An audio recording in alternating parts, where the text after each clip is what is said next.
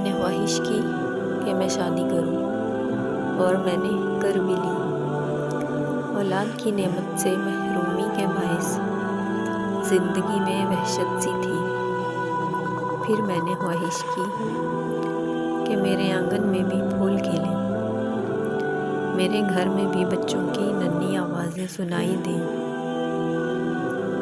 مجھے رب تعالیٰ نے اولاد کی نعمت سے بھی نوازا۔ اب گھر کی دیواریں تنگی دامہ کی شکایت کرنے لگیں۔ پھر میں نے خواہش کی کہ میرا اپنا گھر، اس کے ساتھ میں ایک باغیچہ ہو۔ کچھ عرصے کے بعد میرے پاس گھر بھی تھا اور باغیچہ بھی، مگر اولاد بڑی ہو چکی تھی۔ پھر میں نے خواہش کی بچوں کی شادیاں کروں۔ میں اس فریضے سے بھی سبکدوش ہوا، مگر اب مشقت بھرے کام اور جاب سے تھک گیا تھا۔ پھر میں نے خواہش کی کہ ریٹائرمنٹ لے کر باقی کی زندگی آرام کروں۔ میں نے ریٹائرمنٹ لے لی۔ بچے چونکہ شادیاں کر کے اپنے اپنے گھر بسا چکے تھے، میں تنہا ہو چکا تھا۔ بالکل اسی طرح جب میں یونیورسٹی اور اسٹوڈنٹ لائف سے فارغ ہوا تھا،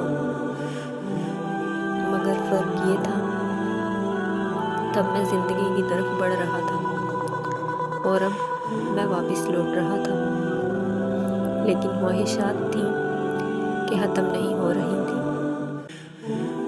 پھر میں نے خواہش کی کہ قرآن مجید حفظ کروں، لیکن میرا قوت حافظہ جواب دے چکا تھا۔ پھر میں نے خواہش کی کہ اللہ کے لیے روزے رکھوں، مگر صحت ساتھ چھوڑ چکی تھی۔ پھر میں نے خواہش کی کہ رات کو اٹھ کر تہجد پڑھوں، مگر میرے کمزور پاؤں میرے جسم کا بوجھ اٹھانے سے انکاری تھے۔ سچ فرمایا تھا رسول اللہ صلی اللہ علیہ وآلہ وسلم نے، 5 چیزوں کو 5 چیزوں کے آنے سے پہلے غنیمت سمجھو: جوانی کو بڑھاپے کے آنے سے پہلے، اور صحت کو بیماری کے آنے سے پہلے، امیری کو فقیری کے آنے سے پہلے، فارغ بالی کو مصروفیت سے پہلے، اور زندگی کو موت سے پہلے۔ اے میرے مسلمان بھائی اور بہنوں، اگر آپ کے روزانہ کے شیڈول میں چاشت کی 2 رکعت، قرآن مجید کا کوئی رکوع، رات کی کوئی اچھی بات،